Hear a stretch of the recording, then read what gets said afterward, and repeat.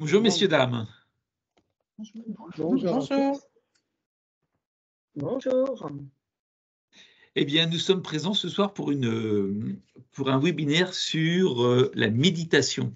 Olivier, tu t'es présenté déjà? Non, on t'attendait, on n'a rien fait du tout. Super. Voilà. Alors, c'est vrai que nous avons mis en place depuis plusieurs années maintenant une formation sur la méditation qui se fait sur 4 week-ends, je crois. 3 week-ends. 3 week-ends et c'est toujours une belle surprise pour les gens qui viennent pratiquer parce qu'on a la chance, je dis bien la chance, d'avoir un intervenant qui est quand même hors norme à travers Olivier.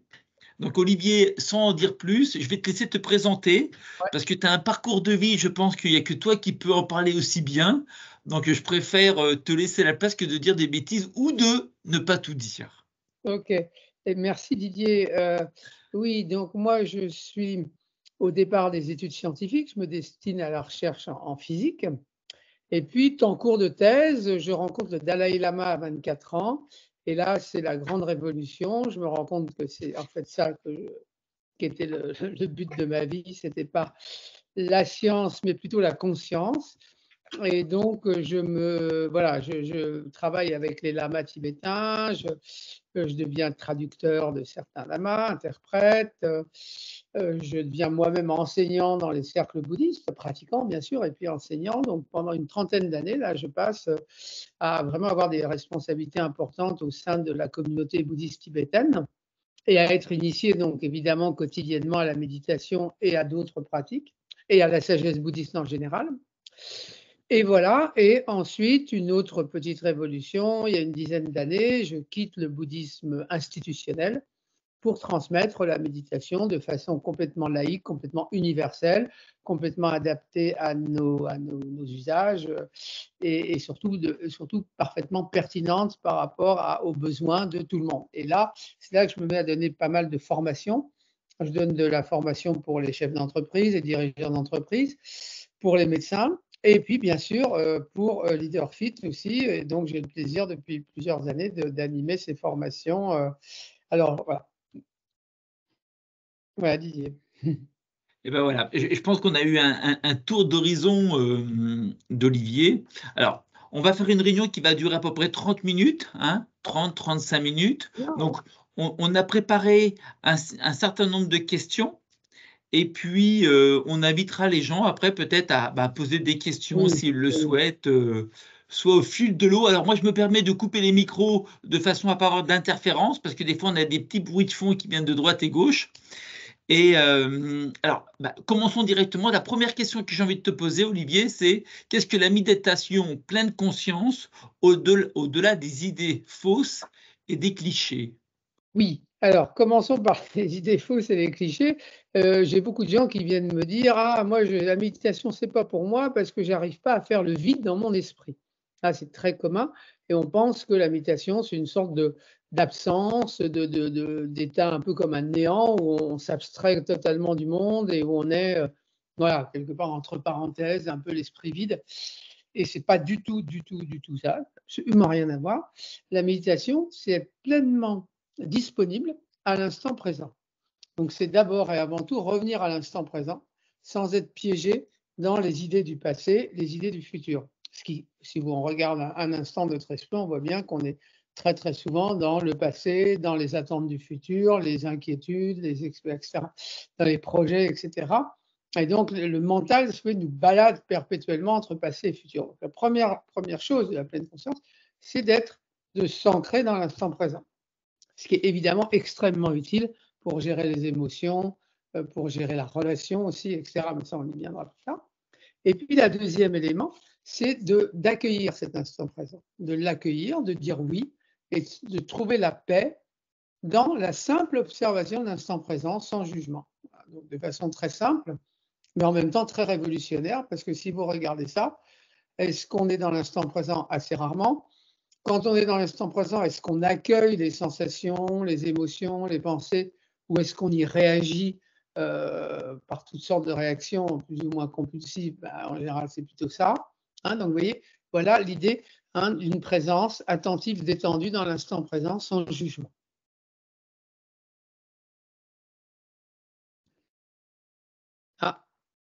par rapport à ce qui vient d'être dit, est-ce qu'il y a des questions ou pas? Je pense que ça plante le décor, je crois surtout, hein? Ça me plante le décor. Alors moi, j'enchaîne directement en disant une deuxième question: comment s'ancrer dans une présence, ouverte et stable dans l'instant présent? Oui, alors une chose que je voulais ajouter à ce que je viens de dire, et ça répond à cette question-là, c'est que tel que je l'ai présenté, vous voyez qu'il ne s'agit pas du tout forcément d'une méditation immobile, assise, en position de lotus, voilà. Ça peut être ça, bien sûr, hein, mais ça peut être aussi la pleine conscience. Méditation de pleine conscience, c'est quelque chose qui s'applique à tous les moments de la vie, qui s'applique pendant qu'on fait du yoga, pendant qu'on fait du pilates, pendant qu'on marche, pendant qu'on court, pendant qu'on nage, pendant qu'on anime une session soi-même, hein. Donc c'est une attitude fondamentale qui est parfaitement active. C'est à la fois une attitude contemplative et active, c'est les 2 à la fois, hein. Donc ça, c'est une chose. Alors maintenant, comment s'ancrer dans cette présence ouverte et stable dans l'instant présent? Eh bien, il y a des petits exercices et c'est par là qu'on commence bien sûr dans la formation. De nombreux petits exercices pour à la fois apprendre à faire une pause immobile en méditation. On fait des méditations guidées de façon à calmer l'esprit et à le placer dans une attention détendue. Mais aussi, on fait beaucoup d'exercices en mouvement, hein. On fait une initiation au Tai Chi Qigong pour développer l'énergie vitale. Ça, c'est vraiment important, développer notre potentiel d'énergie vitale et puis qui sont en même temps des mouvements de pleine conscience, donc la marche méditative, et cetera. Et puis, il y a bien sûr, voilà, il y a aussi des méditations allongées. On peut très bien allonger, par exemple, faire ce qu'on appelle un scan corporel, c'est-à-dire observer ces différentes sensations de son corps. Bon, il y a une multitude d'approches et de méditations guidées, à la fois au repos et en mouvement, qui nous aident progressivement, si vous voulez. Je dis bien progressivement parce que c'est quelque chose d'assez progressif, d'assez graduel, hein, qui nous amène, si vous voulez, à nous poser dans l'instant présent, mais aussi à trouver la joie dans l'instant présent. Ça, je pense, c'est vraiment un élément très important qu'on ne dit pas assez. C'est quand on est dans l'instant présent, il y a une sorte d'intensité. La vie est beaucoup plus, si vous voulez, a beaucoup plus de relief et de densité que quand vous êtes complètement speedé ou perdu dans des pensées, etc. Parce que là, vous n'êtes pas là, hein. C'est être là, dans toute sa dimension de présence humaine. Et c'est ça, donc, s'ancrer aussi dans l'instant présent. Et moi, je voulais juste rebondir sur une petite chose parce que, alors moi, j'ai eu la chance de faire un ou 2 webinaires, de te rencontrer, Olivier, de te pratiquer, j'allais dire. Et moi, je cours. Moi, je fais de la course à pied Ouais, et je ouais, vois plein de gens qui courent, ils ont tous de la musique dans les oreilles. ouais, c'est ça. Et moi, je cours sans musique Bah oui. et en fin de compte, j'essaye de courir avec ma musique interne et comme tu disais, de l'apercevoir, d'être bien avec et d'être en harmonie avec moi-même, déjà. Alors moi, je fais beaucoup d'escalade et de natation, hein, c'est mes 2 sports préférés et alors là, vraiment, la pleine conscience, c'est absolument magnifique.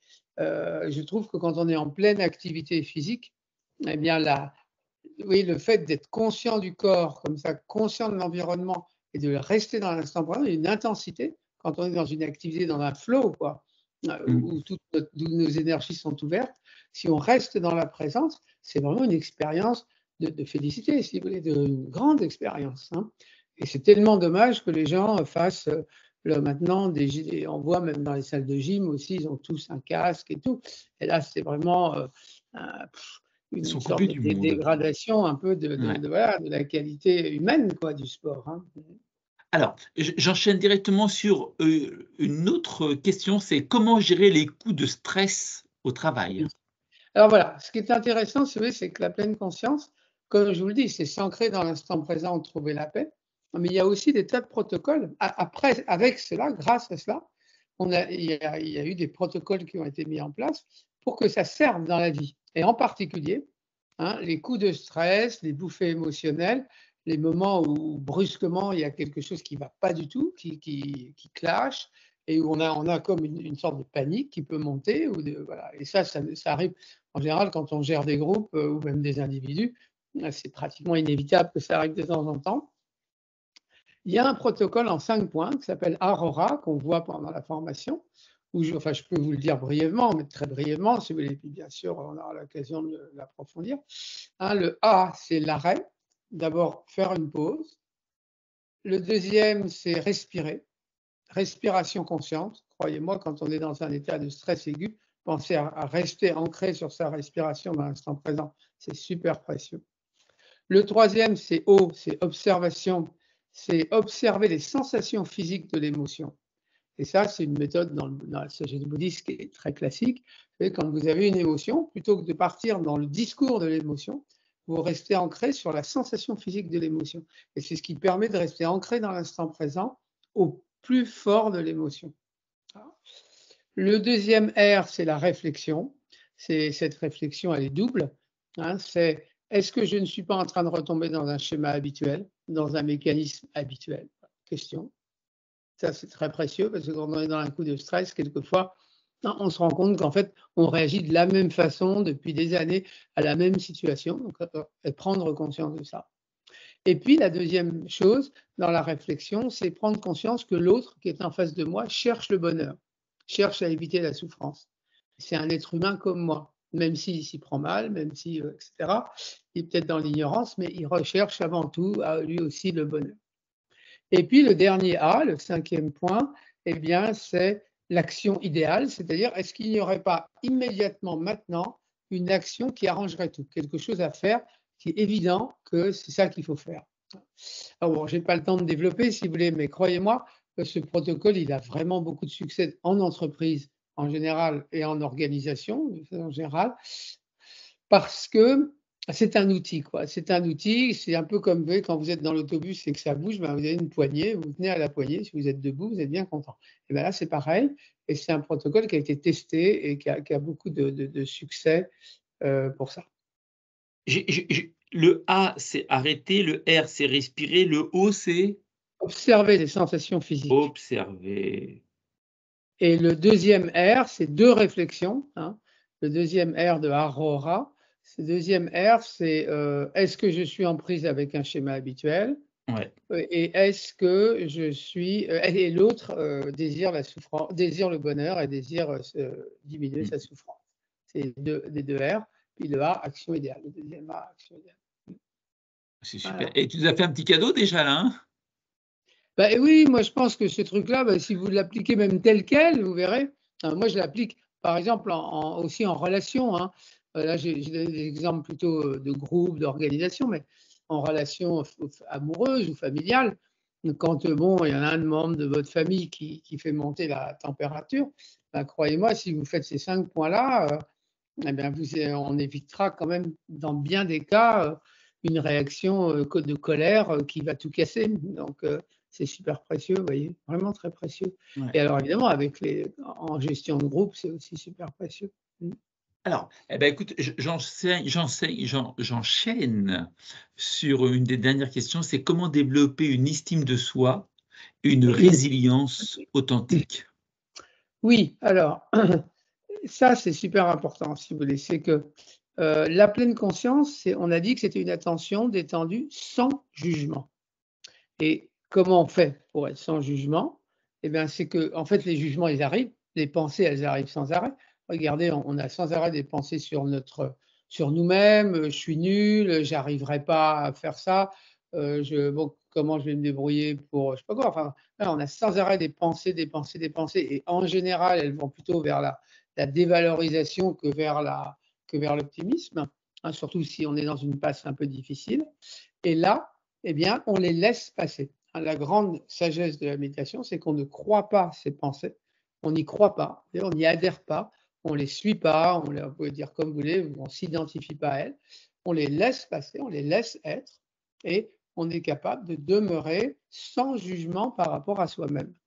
Et ça, même si on le fait pendant quelques minutes, c'est déjà un énorme bienfait, parce que comme moi-même, je me prends aussi de temps en temps à produire comme ça quelquefois des pensées, puis tac, je me dis, mais on les laisse ces pensées, on les laisse passer. Voilà, c'est juste des pensées. Ça n'a aucune vérité, simplement, voilà, des choses qui passent. Et donc, cet aspect de sans jugement, si vous voulez, ça aide beaucoup. Alors ça, c'est un premier point, une première réponse. Puis la deuxième réponse, qui est très importante aussi, c'est que quand on s'ancre de plus en plus dans l'instant présent et dans l'appréciation de l'instant présent, on a moins, petit à petit, on a moins d'attente. Vous voyez, c'est-à-dire qu'on a moins Évidemment, on a toujours des attentes, mais on est moins obsédé par les espoirs du futur. On est moins obsédé par pourvu que, on est moins crispé, si vous voulez, sur le fait que les choses se passent comme on veut. On est moins rigide, on est moins crispé, vous pouvez appeler ça comme vous voulez, hein. On est plus flexible, on est capable de gérer différentes situations, de s'adapter. Donc on est moins, voilà, on est moins angoissé et dans des rails. Et ça, c'est un élément d'estime de soi et de résilience capitale, parce que si on ne cultive pas, si vous voulez avoir des bons fruits, il faut cultiver votre jardin. Il faut cultiver la terre, voilà, faut herboriser, quoi. On ne peut pas simplement planter un truc et s'attendre à ce que ça pousse merveilleusement. Donc là, c'est pareil. À pleine conscience, vous voyez, ça fait un bon terreau. Et dans ce terreau, ensuite, eh bien, évidemment, des choses se poussent beaucoup plus facilement. Si vous avez une relation, ben, elle sera plus facile. Si vous montez un projet, il sera plus facile, parce que vous avez cette richesse intérieure qui vous porte. Sauf que, pour ça, il faut évidemment, ça je ne le cache pas, parce que sinon ce serait vraiment, alors là, du mauvais marketing, hein. Si vous voulez que ça marche, eh bien, il faut le faire régulièrement. Il faut le faire, en général, les gens le savent, à LeaderFit, puisque vous êtes tous des praticiens justement de pratiques qui nécessitent beaucoup de familiarisation. Évidemment, c'est pareil pour la pleine conscience, c'est bien évident. Et je me souviens d'un des webinaires qu'on avait fait ensemble, il y avait une personne qui avait dit, dans cette notion de: «Je vais faire un atchoum». Vas-y, c'est pas grave. Il y a une personne qui avait dit quand on, comment dire? Un petit peu ce que tu disais, quand on accepte les choses, on fait du lâcher prise et tout et cette personne avait dit: «Oui, mais si on fait ça, elle avait l'impression de se soumettre à l'autre ou de s'écraser par Ah oui, rapport à l'autre ou ouais, de pas tenir un plus, mais de se mettre en moins et l'autre en plus, ouais, tout ça ouais. pour exaucer, un climat social». Voilà, c'est ça. Et Alors tu ça, étais c'est pas un d'accord grand avec ça danger. du tout? Ah, c'est un grand danger et moi, je suis tombée pendant longtemps dans ce piège, justement. Parce que comme j'étais bouddhiste et qu'un bouddhiste est censé ne pas se mettre en colère, qu'il est censé être tolérant, qu'il est censé lâcher prise, et ben, c'est vrai que quand j'avais, par exemple, des gens qui étaient assez, comment dire, intenses, quoi, exigeants ou intenses, bon, j'avais tendance finalement à me dire: «C'est pas grave, bon voilà, de toute façon, voilà, laissons passer, tout va bien». Enfin voilà, de sorte de relativisation et ça, je me suis aperçu après, mais assez tard en fait, que c'était une véritable erreur, hein, parce qu'un des éléments de la pleine capital de la pleine conscience, et si on ne comprend pas cet élément, on n'a rien compris, c'est que la pleine conscience, c'est avant tout écouter sa propre voix intérieure. C'est-à-dire que quand les pensées et les émotions agitées se calment, eh bien, on verra qu'on va développer une sorte d'intuition de ce qu'on désire vraiment, vraiment, vraiment. On a tous, vous voyez, en nous, une sorte de connaissance comme ça, de force motrice intérieure, hein, qui est là, quoi. Ce qu'on désire profondément, ce qu'on ne désire pas du tout. Et ça, justement, on apprend à l'écouter et on apprend à l'affirmer. Et ça, c'est 2 étapes qui sont pas faciles parce qu'elles contreviennent à toutes nos habitudes, bon, qui sont plutôt d'être sympa, de ne pas faire de vagues, de ne pas susciter des émotions, vous voyez? Donc, et ça, on va l'étudier pendant la formation parce qu'on va faire la communication non violente et ce qu'on appelle l'exaflex, la thérapie ACT, c'est-à-dire ces deux écoles qui nous permettent véritablement d'être fidèles à nous-mêmes et à nos aspirations les plus intimes avec assertivité, avec fermeté, mais sans violence, sans agressivité. Et ça, c'est vraiment le fil du rasoir, si vous voulez, c'est pas évident, hein, d'être vraiment capable de dire comment on se sent, honnêtement, de dire ses besoins réels, profonds, de les affirmer, de surtout pas les étouffer.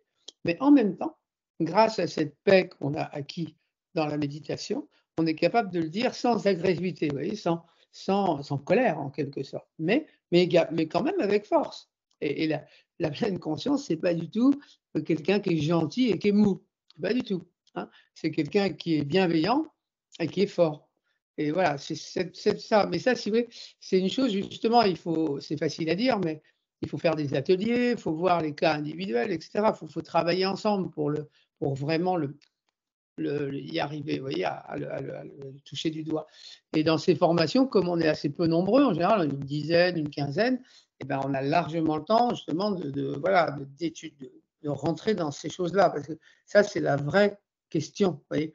Parce que beaucoup trop souvent, les gens utilisent la pleine conscience comme un cover-up, comme une sorte on recouvre, si vous voulez, d'une grosse couche de gentillesse des problèmes non résolus. Hein. Et donc là, évidemment, c'est plutôt une sorte de relaxation temporaire, peut-être, mais ce n'est pas vraiment la pleine conscience, c'est vraiment une affirmation de soi. C'est nous-mêmes qui allons grandir. Vous voyez, donc c'est fort comme pratique. Hein. C'est très fort. Et je trouvais que Voilà. c'était intéressant parce que je me souviens quand tu avais donné ces explications, tu avais dit on doit être capable d'écouter l'autre, de comprendre son positionnement sans rabaisser le sien et bien au contraire de se positionner aussi en disant je comprends ce que tu dis, je comprends ce que tu veux formuler, mais moi, ce que je veux te dire, ma représentation à moi, c'est celle-ci. Ça ne Ouais. veut pas dire que tu as tort, ça veut dire que la mienne est différente.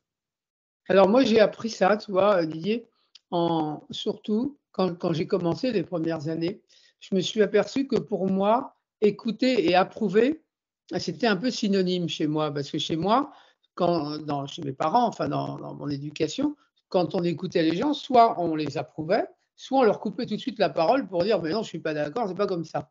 Et donc finalement, écouter et approuver, pour moi, c'était un peu pareil. Et j'ai appris dans les cercles bouddhistes, justement, qu'on pouvait écouter pleinement. Écouter, c'est-à-dire être en empathie et vraiment comprendre l'autre, mais pas forcément être d'accord. Vous pouvez très bien Mmh. écouter jusqu'au bout et montrer que vous avez compris, ça c'est super important, que vous avez entendu, mais en même temps, vous-même, vous pouvez affirmer quelque chose de différent. Mais là, vous voyez, c'est délicat parce que, comme je vous dis, enfin, moi, dans mon cas en tout cas, peut-être que vous avez plus de chance, mais dans mon cas, quand j'affirme quelque chose de différent, ben voilà, évidemment que ça va forcément créer, si vous voulez, un remous. C'est-à-dire que on n'est pas juste bisounours à s'embrasser parce qu'on est d'accord. Peut-être qu'il y a des positionnements qu'il va falloir revoir. Donc, voilà, c'est cet exercice de la pleine conscience dans la relation, il est passionnant, hein, parce qu'il consiste à garder sa verticale et à garder ses besoins et ses ressentis très clairement, tout en étant ouvert à ceux de l'autre. Et voilà, et après, on voit ce que ça donne, mais on est dans la flexibilité, on est dans l'ouverture.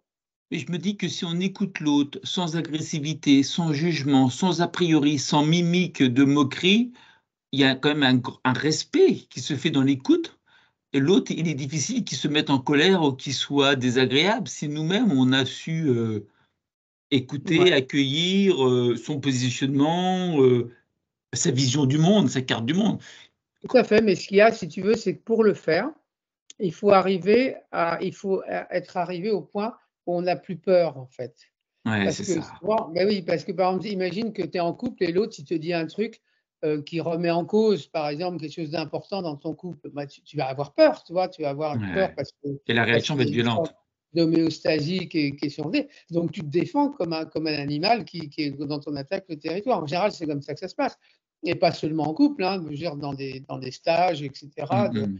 On peut avoir quelquefois des réactions très violentes. Les gens, par exemple, se sentent exclus ou se sentent ceci, cela, bah, et ils peuvent être très violents. Donc, et nous-mêmes, si on veut vraiment avoir, moi, je me rends compte que finalement, on est vraiment juste avec l'autre quand soi-même, on a déjà beaucoup, beaucoup clarifié. Et si on arrive à avoir acquis une stabilité qui est réelle, qui est profonde, vous voyez, hein, et qu'on n'est plus dans la peur de perdre son territoire, la peur de perdre finalement son petit monde, hein, eh bien, à ce moment-là, oui, on peut se permettre d'être vraiment ouvert. Sinon, bah, on fait semblant, hein, on peut faire semblant d'écouter, mais en réalité, on garde vous voyez, plus ou moins un mur. Et ça, voilà, c'est la recherche de l'authenticité. C'est pas évident, c'est quelque chose qui se construit année après année. C'est un beau chemin, hein, c'est un beau chemin. Mais voilà, ça demande, voilà. Mais en tout cas, ce qui est sûr, c'est que dès le début, dès le départ, une attitude comme celle-là, elle permet d'être confiant. Et ça, Didier, je suis content que tu aies posé la question en ces termes. Parce qu'elle permet de se rendre compte qu'on peut ne pas être d'accord sans s'engueuler, en gros, pour le dire d'une façon un peu triviale. En France, hein, c'est quand même pas facile à regarder ce qui se passe dans le monde politique, social ou autre. Dès que les gens ne sont pas d'accord, ils s'insultent. Sur les réseaux sociaux, c'est pareil. Et là, c'est vraiment une voix complètement différente. Vous pouvez très bien affirmer votre opinion, mais ça serait tellement bien si vous pouvez affirmer son opinion en respectant celle des autres. Mmh. Et là, il y a vraiment une possibilité réelle avec la pleine conscience. et ces applications comme la communication non violente et d'autres choses de ce type-là qu'on travaille pendant la formation. L'intérêt de cette formation, si vous voulez, c'est que c'est 3 week-ends séparés par 3 mois. Donc, il y a un week-end, 3 mois, un autre week-end, 3 mois, un autre week-end. Et c'est moi qui ai proposé cette mode-là. Didier m'a dit, fais comme il te semble le mieux pédagogiquement. Et ça, c'est la pédagogie idéale, parce qu'on introduit, vous voyez, ces notions-là dont je vous parle, les introduit le premier week-end, et après, vous avez 3 mois pour les pratiquer et pour les essayer. Hein. Et alors là, vraiment, il y a tout un travail qui est fait. Et quand on revient 3 mois, on fait un bilan, on regarde où on en est, comment ça a marché, ce qui n'a pas marché, et on va plus loin. Et on le fait 2 fois, ça, à chaque fois. Ce qui fait qu'à la fin, quand on arrive à la fin du 3e week-end, on peut dire que vous avez vraiment une expérience réelle de terrain de tous ces outils-là, quoi, pas juste une sorte de première impression. C'est génial. Ouais. Eh bien, écoute, je passe par ma dernière question. Tu es prêt? Oui, oui, vas-y, vas-y. Alors, comment guider des exercices simples de pleine conscience pour nos clients? Oui. Alors ça, c'est un des points importants, c'est que le but de la formation, là, on a beaucoup parlé des bienfaits que ça peut nous apporter à nous, mais bien sûr pour nos clients, hein. Et là, l'idée, c'est que vous avez donc avec cette formation une certification donc de pleine conscience de leadership qui vous permet d'ajouter l'élément pleine conscience à la façon dont vous guidez vos activités. Alors là, je donne 2 exemples. Hein, la formation permet, par exemple, de guider un scan corporel, c'est-à-dire une revue des sensations corporelles. On s'entraîne, hein, dans la 3e week-end, les gens s'entraînent à faire des méditations guidées avec le groupe, chacun passe pour avoir un feedback, et vous avez vraiment la possibilité de guider le scan corporel, l'attention aux sensations corporelles, et aussi de donner des conseils aux clients sur comment faire l'exercice en pleine conscience, par exemple faire quelques minutes de pleine conscience avant une séance de yoga ou après, etc., ou d'autres choses, hein, et donc, si vous voulez, d'ajouter cet élément de pleine conscience dans votre guidance, dans votre guidance de professionnel. Et ça, personnellement, je pense que c'est capital dans n'importe quelle discipline, que vous soyez coach sportif de n'importe quel sport. Hein, eh bien, c'est vraiment un atout considérable. Moi, je vois, par exemple, il y a des moniteurs d'escalade qui ont ajouté cet élément de pleine conscience quand ils emmènent les gens dans les voies, etc. Et ça change tout. Ça change tout parce que c'est une autre expérience. Hein. Et donc, voilà. Et donc, vous avez cette possibilité, voyez-vous, aussi d'ajouter ça. Et ça, c'est un beau cadeau. Je dirais que c'est un beau cadeau que vous pouvez faire aux gens. Je vais vous dire pourquoi. C'est parce qu'on a beau faire des pratiques, vous pouvez très bien faire n'importe quelle pratique corporelle, mais s'il n'y a pas ces éléments dont on a parlé là en quelques minutes, vous voyez, cette transformation intérieure, bah souvent, ça fait du bien, ça fait toujours du bien, mais quelquefois, si vous voulez, ça ne suffit pas vraiment à faire le shift, c'est-à-dire que les gens puissent vraiment émerger de leurs problèmes, entre guillemets. Hein, donc, ils vont faire quelque chose qui leur fait du bien, qui les fait progresser, c'est certain. Et si vous ajoutez l'élément de pleine conscience en plus, alors là, c'est complet. Vous voyez, c'est complet, c'est véritablement physique, psychique, tous les niveaux sont réunis pour une véritable amélioration. Et ça, c'est donc une compétence que vous pouvez ajouter à vos compétences professionnelles grâce à cette formation. Eh bien, merci pour toutes ces informations. Et donc, la première date de formation, est-ce que tu l'as? Oui, alors donc là, attends, je prends mon calendrier, mais je crois que je la connais par cœur, mais je préfère me fier quand même. Donc là, on est sur le 15 et 16 juin. On a 3 week-ends, hein, 15 et 16 juin, 14 et 15 septembre, et, et, et, et, et je ne sais pas le 3e, je ne l'ai pas sur mon calendrier, mais enfin bon, c'est en décembre ou en fin novembre ou début décembre, le 3e. Oui, puisque ça fait 15 Voilà, donc septembre, 15 octobre, 15 novembre, ouais, ça doit être courant décembre, oui, vers quoi. fin novembre ou début décembre, voilà, je ne sais plus, là, je ne l'ai pas exactement, mais bon, voilà, ça, de toute façon, vous le verrez. Je peux regarder quand même parce que je dois l'avoir sur mon calendrier là, électronique. Je vous dis ça tout de suite. Tac. Oui, c'est là, voilà, c'est 7-8 décembre. 7-8 7-8, décembre. OK.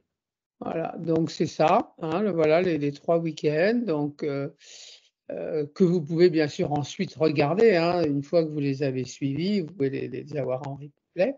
Et puis, bien sûr, vous avez toutes les pratiques guidées, hein, toute la guidance entre les week-ends avec des pratiques guidées qui vous sont offertes et tout un protocole pour, voilà, pour vraiment, disons, vous voyez, c'est chouette parce que ça veut dire que pendant 6 mois, vous y mettez vraiment, quoi. Et là, vous avez l'accompagnement du groupe, voilà, qui fait qu'on a envie de on a plus envie de le faire, voilà. J'ai une amie à moi qui avait fait la première avec toi, Mmh. et elle me disait que quand elle s'était inscrite, bon, déjà méditer un petit peu, elle faisait ça, puis elle trouvait ça agréable.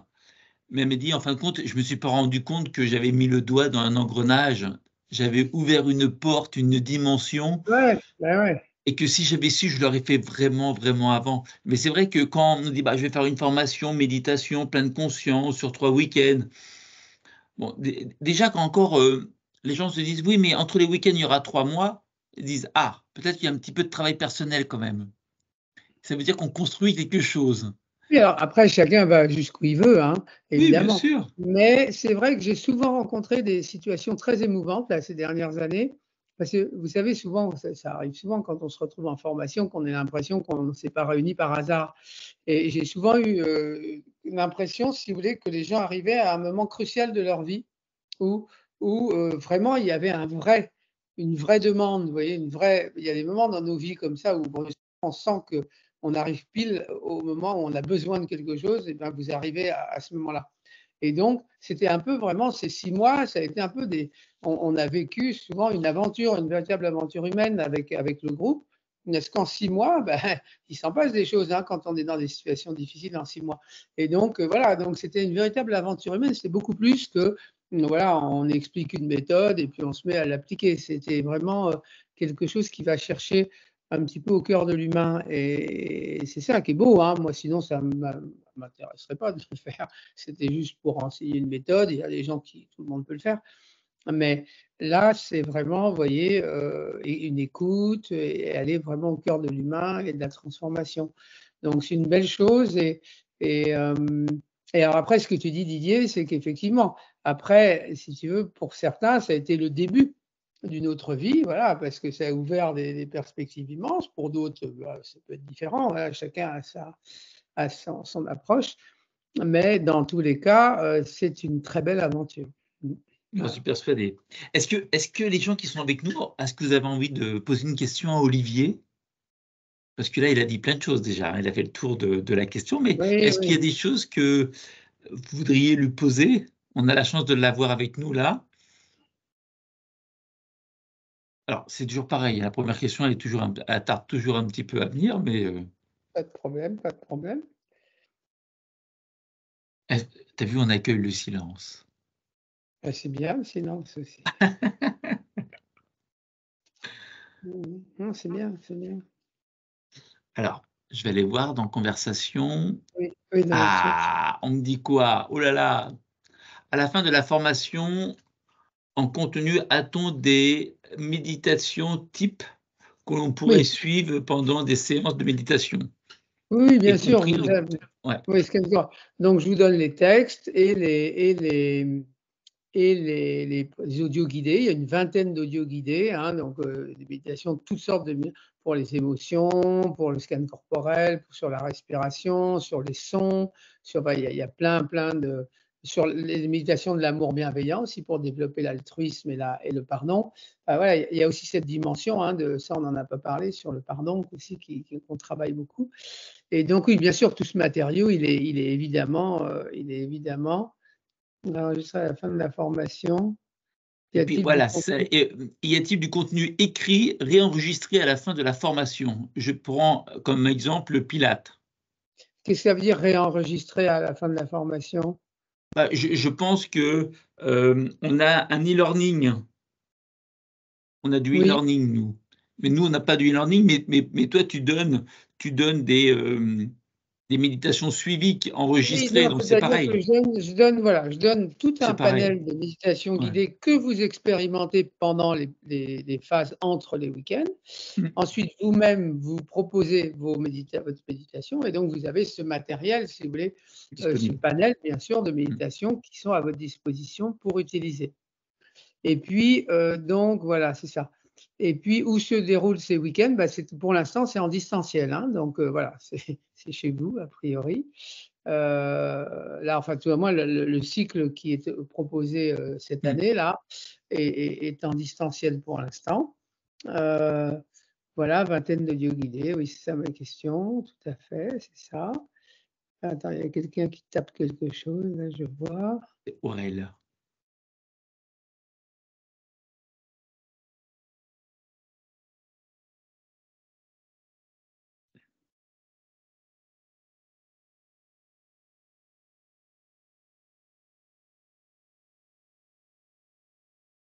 Aurel qui nous fait un petit mot. Ouais. En plus, moi, au mois de juin, je suis libre. Ah, bah, c'est bien. Alors, je l'ai noté si tu veux savoir. Ah bah, super, écoute, super. Et tu es à Miami ou tu es en France? Non, je suis à Lisbonne. À Lisbonne, d'accord. Oh, top. On crée une méditation, un chouette exercice que vous me demandez, oui. Oui, oui, oui, bien sûr, créer une méditation, c'est-à-dire que, au 3e, lors du 2e week-end, je vous propose de réfléchir progressivement pour créer vous-même, pour guider, vous passez chacun pour guider votre méditation et les autres vous donnent un feedback et on en discute ensemble C'est des super. qualités d'une méditation guidée. Parce que ça, c'est quelque chose d'assez, enfin d'assez subtil, vous voyez? Guider mais même une méditation très simple, hein, parce que, eh bien, quand même, quoi, il y a voilà, il y a des choses à dire, à faire, à ne pas faire et donc tout ça, c'est très concret, bien sûr. Tout à fait. Eh bien, Olivier, on va se quitter parce que ça fait déjà pratiquement 50 Oui, minutes. On a bien, oui, bien, bien débordé. Par contre, je trouvais que oui, c'était encore une fois très intéressant, très enrichissant. Et j'espère que ouais. ça a ouvert des horizons, des envies. Ah, il y a Oui, une dernière une question qui dit le tarif de cette formation. alors, Alors, le tarif, je crois qu'on est autour de 1 600 €. oui, c'est ça, oui, je crois que Hein, c'est 1 ça. 600 €, en sachant que les gens payent en 3, 4, 5 fois s'il y avait besoin. Alors, je remets les dates, hein, puisque quelqu'un demande les Ouais, dates. Je vais les taper, sur le le chat. septembre et puis la dernière, C'est donc, le qui est le décembre, tu 7 m'as dit. Ouais. décembre, il me semble. Attends, je vais Alors, on me vérifier. demande si c'est éligible au CPF. Non, malheureusement, mon Dieu. Par contre, on peut le faire prendre en charge par l'AFDAS, le FIF-PL, AGFOS, mais pas par le CPF. Pas encore.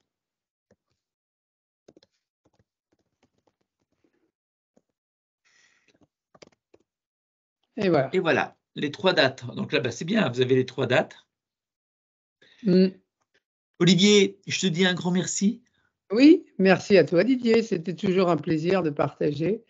Ça fait plaisir. C'est bien parce que tout ça, ça me rappelle un peu toutes les formations qu'on a déjà faites et tout, donc Ben c'est oui. chouette de voir qu'il s'est passé des tas de choses et que ça va continuer.